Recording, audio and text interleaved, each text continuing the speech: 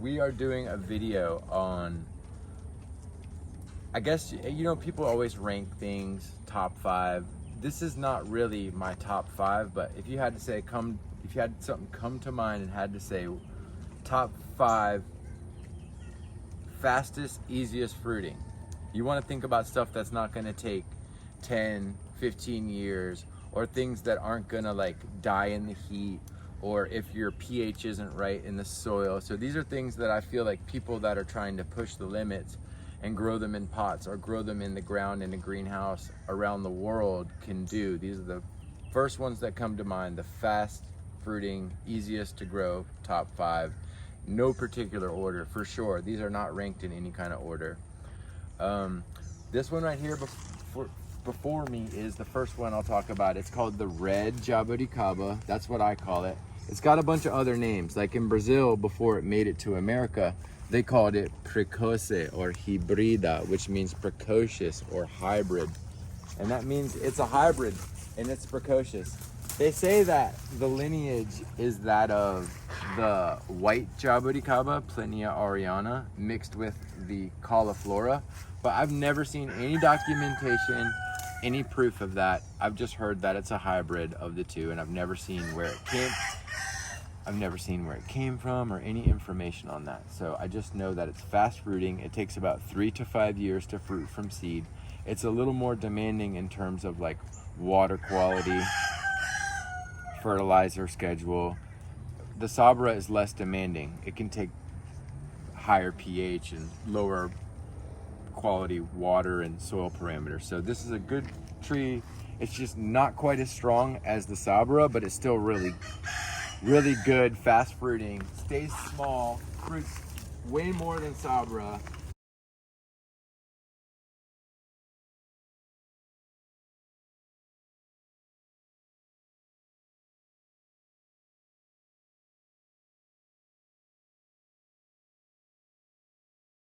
The fruit is what I would call non-astringent. You have astringent types and non-astringent. This would be like a non-astringent one, which means that you can eat it early before it gets ripe. You can eat the fruit early before it gets ripe. You can eat them while they're still green as long as they're soft, and they taste really good when they get fully ripe, but some people might like them a little early. There's a fruit on here now that kind of always has fruit. There's one right there. That'll probably get stolen by a rat or a squirrel. That's about the size they like to eat them. So this is a bunch of trees that I braided together. Actually, you can't really see, but right where I'm pointing is where one of the seams where it was braided. There was like at least 10 trees, and the strongest just took over, and they're all together now as a unit. And then I have another one that's just a single tree behind me. Red Jaboticaba seedling. They like to be planted in the shade underneath like an oak tree. If you put them out in the full sun, the leaves will just get burnt up. And this has some fruit on it. It's already fruited 3 or 4 times this year. You get about 4 big crops and then a couple of light little ones. It fruits quite a bit, and it fruits pretty fast. I like them a lot as a grafted tree too. The grafted trees don't grow as bushy. They kind of grow upright like a standard. And they handle the parameters a little better as far as poor soil. The fruit on these are really good. They taste like a blueberry yogurt. You can eat the skin up. It's not really astringent. Right over here, this one is the Sabra. And see how tall this tree is. It just started to fruit not long ago, and it took like 12 years. These things can take anywhere between 8 to 12 years or longer to fruit. And it's a wonderful fruit. It's a really strong tree, but it's just not one I really recommend for someone growing in a pot or like pushing the limits too hard. I mean, you could do it. It's just always going to get knocked back, and it's a tall tree. It gets big eventually. In Florida, they can get like 30 feet, but in Brazil, I'm sure they get more like 40 feet. I've never seen one bigger than like 25 foot in Florida. But anyway, yeah, that's a Sabra, and you can just see how much taller it is. But the tree does really well in the full sunlight, where like the red would be looking cooked if you didn't stay on the water. So I like to grow the red in part shade, give it a lot of water. It's a really good fruit, and that would be the first one I'd talk about recommending. Thinking of anything else I can tell you about it. It's really good for making hybrids. I've made a lot of hybrids of that tree that did really well. I got a whole grove of them over there in the shade that I planted a bunch of them because they just fruit so much and they're so easy. It's like the go-to. So from here, I guess the next thing we'll talk about is, so I wanted to show you guys, this is a red Jaboticaba that's actually grafted. And this is out in one of the hottest spots in my yard. It couldn't get much hotter. It's performing very well. And I think if it was on its own roots, it would be a little bit more yellow. So it's doing pretty well. You can see how it's burned and yellow a little bit. We've been having temps close to like 100 degrees, but the tree's really strong. It's handling it well. A lot of reflective heat off of the house. But look at all the flowers on it, and look at the graft union. If you come down to the bottom, pull some of these weeds, but you see the Sabra rootstock, and then boom, to red. But they do really well as a grafted tree. I don't think a seedling would perform as well. That's why I wanted to show you this. Out in the full sun like this, man, very impressive. Okay. So if I had to skip from one to the other, the next one I would do really quick is called the Scarlet. And this is a hybrid of the red, where they took the red Jaboticaba and back crossed it to one of the components that it's comprised of, the white Jaboticaba. So it's the red back crossed to the white. It makes a very nice fruit, sweet, and it fruits pretty fast from seed in about 3 to 5 years. Very prolific fruiter. It may sometimes outfruit the red. They're pretty equal in terms of production, I'd say, but these can get really prolifically loaded. Very beautiful large leaf. Does very well as a grafted tree. As a seedling, they can show a lot of susceptibility to chlorosis from the soil being too alkaline. So they like acid pH. This one I believe to be a seedling of it right here. And it's common for the seedlings to fruit in about a 3 to 7 gallon pot. Let's see if I can find some that I have that are really tiny fruiting. I've got a lot of them out here. I've got a really big one right over here in a pot. It's a 25 gallon pot and the thing just fruits like crazy. I don't know, the tree is maybe, by now it's probably 10 to 12 years old by now. But you can see it's been in this same pot for a while and it just does really well. There's flowers on it all the time. And it likes to be in the shade here at my house. If you put them out in the full sun, the leaves just burn up. And it's very strong as a grafted tree. The fruit is non-astringent. You definitely have to eat them before they turn fully colored. They'll like rot on the tree if you try to let them turn fully red. They're basically best eaten partially green. And they're very sweet. Everyone says they're one of the sweetest varieties. And the only downside I would say is they are fickle. I would recommend, if you're really pushing the limits, to try to maybe get a grafted one if you're worried about your soil parameters or your water pH being off. It's going to be a fickle one to grow. And let me see if I can find this little tiny guy I had over here that looks like maybe a hybrid of the Scarlet. See this one right here? This may just be a straight Scarlet seedling or a hybrid, but pretty sure it was flowering the last time I checked. That's pretty cool. It's only about 3 to 4 years old in about a 5 gallon pot now. That's just to give you an idea of what you could do. So we'll move on to the next variety, which I would recommend, which is called... So this one right here that we're talking about is the Griml. And I would say that this is very precocious in terms of a lot of the other varieties like Trunciflora, even Grandifolia, even Fetrantha. It's on par with Fetrantha, maybe just a little faster, no, a little slower. It's close. But this one takes about 5 to 7 years to fruit.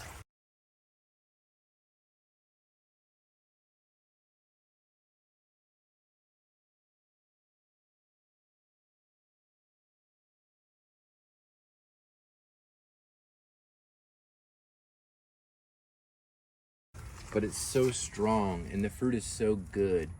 They do perform very well as a grafted tree, but I've found there can be this delayed period in fruiting that can take a decade.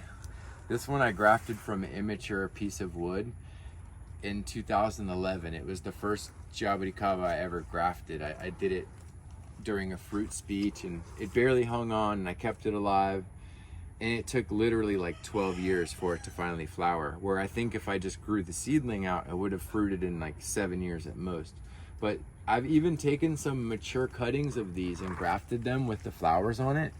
And it does this thing where some of them will flower and fruit the next year. Some of them will take 7 years to start flowering. So it doesn't make sense. But this is one in particular that I don't sell a lot of them grafted anymore because of that reason. But I will say this. I'm starting to think to sell them grafted again, because this one is my grafted tree and it's outperformed some of the seedlings, even though the seedlings are really good at enduring harsh conditions such as drought or high pH, minerals in the water. This is a champ. But grafted tree, I've never seen the fruit get as big. Remember that crop? It was huge. There's a video of it. And these are some of the biggest fruits we got. They're huge. Massive, massive. Still good to eat, even though they split. They're still good to eat. The fruit were giant. So there's something to be said for growing it as a grafted tree on Sabara rootstock, I believe. But I like to grow a lot of seedlings too. I've got big fruit off of seedlings. The fruit in a pot as a seedling at like, you know, in a 7-gallon pot, maybe 4 feet tall. And it fruits several times a year. Delicious, unique flavor. It has a thick skin, and you don't want to eat that, but it's got like a jelly-like pulp and really small seeds. It's really good. But it's an astringent variety, which is you can't eat it early. You have to wait for it to ripen. So that's another thing where it makes it a little harder to understand how to harvest it and really enjoy it. Some people pick it too early, or the birds will steal it, or the animals peck at it as it's sitting there trying to achieve full flavor. It gets stolen. So it's really good when you get them good, but once they figure it out, it kind of hard to have an astringent fruit that you have to wait for. They're really good, top notch. They can handle high heat and be out in a lot of sunlight. They do best in part shade for me, but it's one of those trees that does decent in the full sunlight. I'll show you some stuff over here. Okay, so out here we got the Griml grove, the little grove I planted out of the Griml trees. They all used to be like that big one you see in the middle there.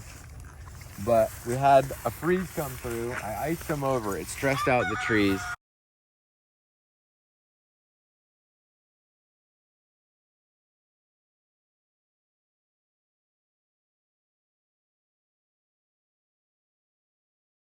Trees got stressed out. Then these beetles came, ambrosia beetles, and knocked them back. There's a big dead spot on this one. A big bare spot. Where? Right there in the cambium here. That piece right here. There. All dead right there where my finger is. See that? Yeah, what did that? The cold, maybe. But now, I thought that they would handle the full sun really well, but they really didn't like it. So, I would say if you have temps that get over 95 degrees, it's probably best to put these in part shade. If I had a shade house over these, they would have done so much better. The beetles would have gotten stopped. They're coming back really well though. You can see the ones that have died back to the ground. They're about to fruit already, and it's only been about 2 years. So they're very resilient trees. And I need to pull the weeds and fertilize them. Shoot, I'm gonna have to dig these up for the eminent domain. Why do you have them tied up? Tied up? Oh, they were really big at one point, and I had them braced. But now that they're died down. But see how the leaf is folded up like a canoe? See that? Yeah. That's because the tree's trying to hide itself from the sun. It's like a reaction where instead of being like, oh, I can take the sun, it's like, oh, no. You know, it's like trying to hide itself. Okay. Go. So this is one more Griml I'll show you. I've gotten some really, really nice crops off of this tree. It's in full sun. You couldn't get any fuller. This is one of the hottest spots in the yard. But I've taken really good care of the tree. You can see it's got some dieback here and there.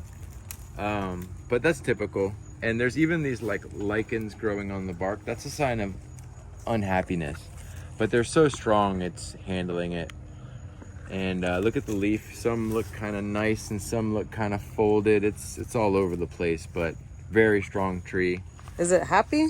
It's unhappily happy. I've seen it look so much worse, but it's gaining strength over the years where it had to adapt to the heat in this spot. I had it in a pot looking great. It started to fruit, planted it out, and it was too hot and the soil wasn't right, but it handled it. So it's a very strong variety. It makes a long taproot where a lot of them don't make a taproot. It can handle drought-like conditions a little better. And it actually doesn't like flooding, and that's part of the problem here, is that it's a little too wet, and that's why they kind of suffer. But when they're grafted on the Sabro rootstock, the Sabro can handle the flooding better. So these do really well in a pot. They do well in a pot. Let me show you the ones in pots, how much better they do. I got this collection of them. Take a look. Okay. Now, come take a look under all this canopy over here where we don't get the full sunlight. This is where the Grimls like it. And I got all these ones in pots. Look at these. And I never do anything for them but water them. I don't really fertilize them that much. You couldn't ask for a better growing tree. You just have to have the right conditions. But man, these things are just wonderful. And they just don't like to be flooded too much. They like a lot of water, but they don't want to sit in water. My water table here is pretty high. But yeah, look at, there's not a burnt leaf on these. They're just green, green, green. I just wanted to show you the difference of how pretty they are. And see how all the leaves are fully extended? Like, look at these. They're like laid out flat. They're not curled like a canoe. This is just the difference of good culture. Anyhow, Griml, really good one. Good culture, good environment. You know, I'm growing it right.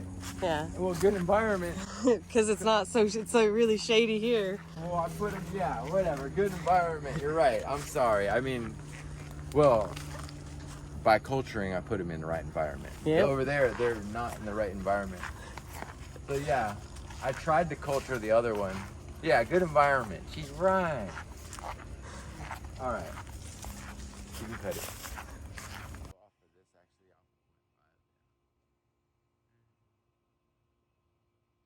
One is ESQ Patranth. I'm here just to showcase the Patranthas as one of the ones that I recommend, and it's mainly because it's tough as nails and it fruits pretty fast. This one's grafted and it's got flowers all over it. It's called ESQ. It's got a big seed and a thick skin. I've heard some people say they don't like it, but I'm telling you what, it's a really good fruit. And if you like Jaboticaba, you should like this. Easy to grow. How old is this one? This one's got to be like 10 years old at least. It took about 7 years, maybe 6 years to flower from graft. But the seedlings only take about 4 to 7 years to flower. And there's a ton of variety in them. Like this one over here. This may be a hybrid of a Fratantha or a seedling, but this is along the lines of what you would expect from like a Fratantha that's starting to flower. A lot of these, see all the flowers on it? Just this type of size stuff you see a lot. They have a real array of variety and textures and types. They're non-astringent. You can eat them early, but I would say some are kind of more astringent than others.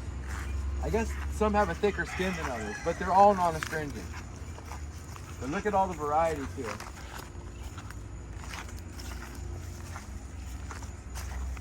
This one right here is Fratantha branca, and it kind of draws a line of confusion between the Fatranthas and the Arianas. Once you start to talk about them, to me, they're one and the same. They should be lumped together, same difference.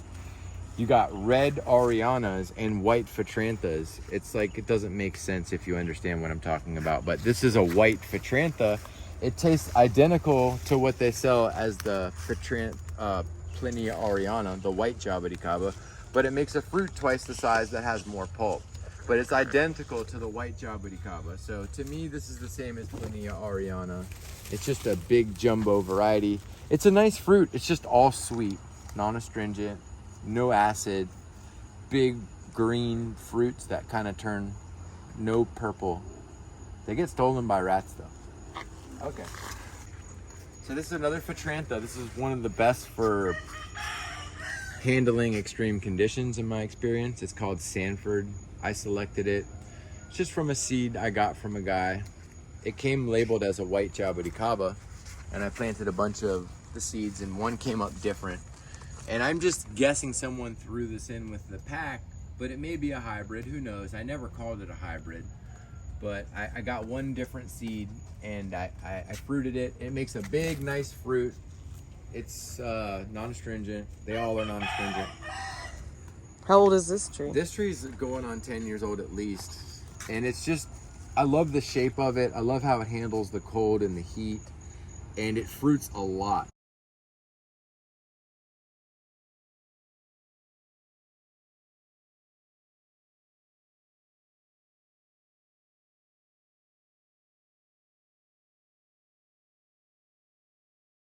Like, it will fruit 3 or 4 times a year, a lot.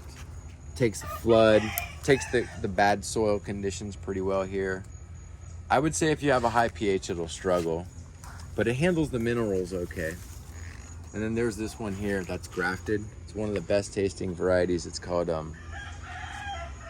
Pineia Fetrantha Otto Anderson. The way you'd be able to see it is right here, honey, right there. If you can kind of zoom in a little bit on that trunk there, yeah. But it's got a beautiful red trunk and it's covered with fruit and it has a very unique flavor. The skin is not something you'd want to eat up, but it's really nice. You got to try this one. It's a beast too. It handles the cold, handles the heat. Pineia Fetrantha Otto Anderson. There's so much variety in the Fatranthas and they fruit quick. 4 to 7 years is fast. So I highly recommend them. They grow well in pots, but they're a big tree. Those things get big. I got one in here in a pot in a 25-gallon Fratantha. It's called Rosa de Pescos, some variety they sell. You can barely see, but makes a nice, small, sweet fruit.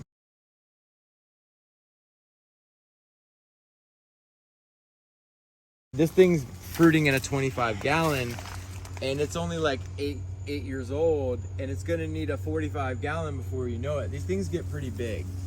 Let me show you a tree that's the final one that I'm gonna recommend. This one's one that I selected, the Anomaly, Plumeria species Anomaly. This one hates high heat, doesn't like to be planted in the full sun. It's hard to grow it on its own roots. It does really well as a grafted tree. And if you put it out in the soil, it's going to be harder to grow and maybe fruit less than if you just grow it in a pot. These ones in the ground, they do okay, but they just don't fruit as much as the ones I have in pots. They flower almost all the time. It's the most prolific flowering variety I've seen. So let's take a look at some of these. Oh, non-astringent. You can eat these things while they're green for sure. Very sweet fruit. I flanked my doors with them, but there's one that's got a fruit on it there and a bunch of flowers on it. Big dead branch. Twist that off. Oh, it wasn't dead, but I broke it off anyway. It's okay. It's fine. It's just another Anomaly. They do really well in the shade if you put them in the ground. Don't put them in full sunlight. How old is this one? That one's probably 8 years old, maybe 8 years old from grafting. It's grafted. Take a look at this. And then this is what it's all about. This is an Anomaly in a pot where they do the best. They just fruit like crazy in these pots. Throw a net over them of some sort, and then you can actually get some fruit that's not destroyed. These were for sale on my website. The fruit have been sold. The seeds have. Big dead branch, it looks like here. Oh yeah. So we're just gonna come in and, oh buddy, the ants got into them and ate one raw. But they're good. Yeah. They're so easy to tear. Look at that skin tear. You wanna eat that one? Yeah. They should be so sweet because I let these sit on the tree for so long. Mmm. Are they watery or sweet? Sweet. Tastes like too sweet sometimes. Mm-mm. No. Very good. So I'm coming in and I'm picking these fruit off. But this one just outperforms. In a pot, it will outperform in terms of flowering and fruiting once it gets going. It takes about 2 years for them to fruit from grafting. And it's slow at first, but then it really picks up. How old is this one? This one's around the same age, 6 years old. But I just wanted to show that. I've already picked several crops off of this thing. So. Since when? When does it start to fruit? After? All the time. But it slows down this time of year. All right. So, yeah. Could've picked 'em Anomaly. a little earlier. Anomaly is really a top-notch one for growing in a container. I wouldn't say it's the top, but it'll outperform. But it's very fickle. As a seedling, it's very fickle. Even as a grafted tree, a little fickle. Let me show you the end result here in the future. See, those were the top 5 that I could just come up with right now. But there's so many more that are hybrids and varieties out there that are just as well or better. But this is one that's turning out to probably be an Anomaly hybrid, and it's got the Fetrantha genetics, I think, and the Anomaly, but it's just flowering like the dickens. It's starting to fruit for the first time.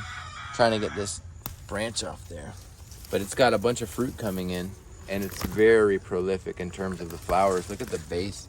They're all just everywhere if you come in real close. This centered up there, yeah. So this I believe to be an Anomaly hybrid, but we'll find out. Only time will tell. I've tasted a couple fruits. It tastes just like a Fetrantha, but it's going to be the fruiting habit on that shows, and how strong is it with all of the elements, if it's worth naming and trying to get out there. So that's that. Check on my website because I got basically all these for sale. And thank you very much, Raylene. Thanks to everyone. Appreciate you. All right. So we came inside really quick just to do a bricks test because these things are really sweet. I got one right here that seems to be like peak ripeness. It's really soft. I clean off all the water, make a hole in it. That's what the pulp looks like there. Pretty good. And then we squeeze it onto this thing, the juices. And then I always like to get the juice on and then put it on my face, the camera, and then I taste it. What do you think? Higher? That's coming in at least a 15. But if it reaches 18 to 19, I'll be surprised. But that's at least a 15. Oh, fudge balls. Wow. I didn't What want is to it? over-exaggerate. I'll show you.